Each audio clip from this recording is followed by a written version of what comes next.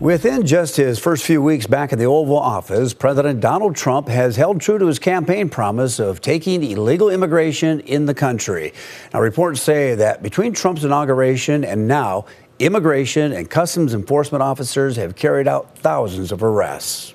Here in South Dakota, many industries rely on immigrants to fill their labor force, especially the state's biggest industry, agriculture.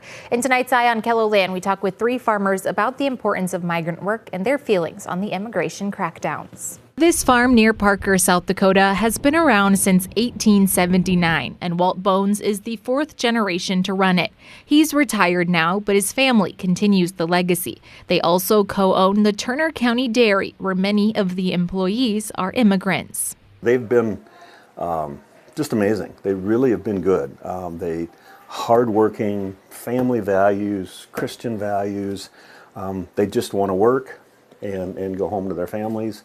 He says it's important that the agriculture industry has people like that who are willing to do the labor-intensive work. They enjoy working with livestock. It's hard to find sometimes. You know, we can find a lot of folks that like to come out and maybe drive a truck or drive a tractor, but to find workers that enjoy, men and women, doesn't matter, you know, but they enjoy working with livestock. So, you know, we're glad to have them. They do a great job. It's not just dairy farmers that rely on migrant workers.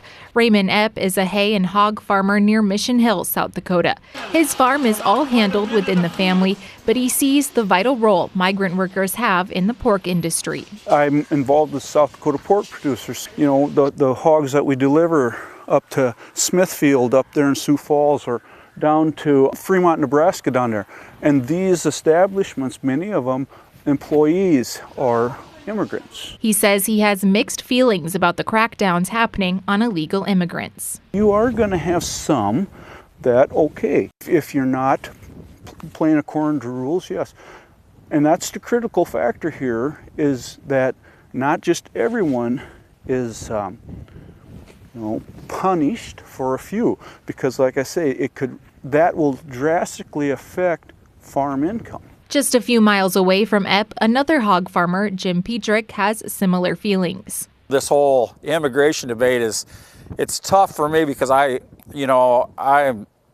there's not many farmers that are anti-immigration, because obviously we all have ancestors that did the same thing, but I do very truly well understand that, you know, we need to sift the list before we just open the door for folks. But, politics just gets in the way of good things sometimes, and that's what's frustrating. Petrick's farm is also mostly run by his family, though he says he has looked into the H-2A visas for migrant workers in the past. But those are 9-month visas, which Petrick says makes it challenging. But for livestock operations like ours, and especially like in the dairy industry, and if you're farrowing, birthing baby pigs, that's labor intensive every week of the year. And so that really frustrates me, that H-2A visa, why they couldn't do a 12-month version of that to get capable livestock people to bring in to help with livestock operations. Bones also pointed out that challenge with visas, as well as the challenges with citizenship. A number of our folks have gone through the citizenship thing.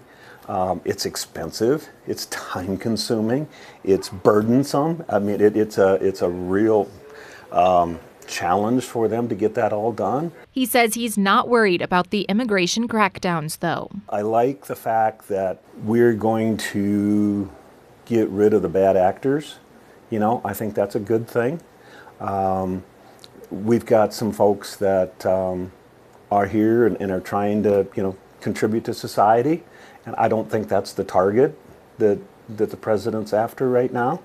Our immigration system is absolutely broke. There's no doubt about it. Bones isn't alone in that thought. I wish both sides could get together and kind of work their way through this, because, good Lord, we all know that we need good, capable, hardworking people out here in agriculture, because it's not particularly glamorous work, and the hours are pretty crazy sometimes, and you just need people with great work ethic and desire, and so I wish we could move past some of the roadblocks that both sides set up and make it a little easier to get good people and make it easier to retain them and keep them around. Sometimes rapid change does not have good results.